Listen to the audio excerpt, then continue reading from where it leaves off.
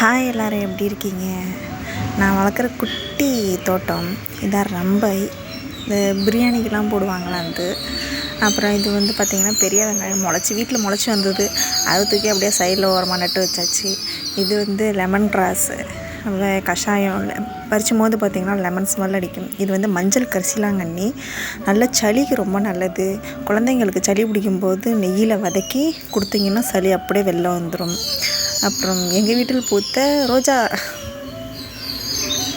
இது ஒரு மாதிரி ஆரஞ்சு கலரான ரோஜா. இது இன்றைக்கி பூத்திருந்தது. அடுத்து வந்து இது வந்து நல்லா ஃபேண்டா ஆரஞ்சு சொல்லுவாங்கள்ல, அந்த கலர் வந்து ரோஜா, அது மொட்டு வச்சுருக்கு.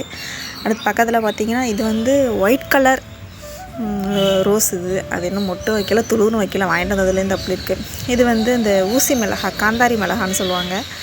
அது நிறைய பழுத்துருக்கு. நம்ம சீரியல் பல்பு போட்ட மாதிரி இருக்குது.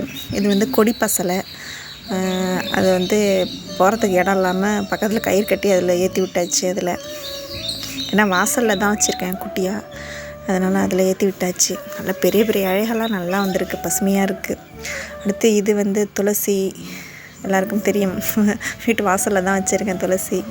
அடுத்து இது வந்து கேசவர்த்தினி, தலைக்கு ரொம்ப இந்த எண்ணெய் காய்ச்சறதுக்கு யூஸ் ஆகும். இது வந்து கனகாம்பரம்.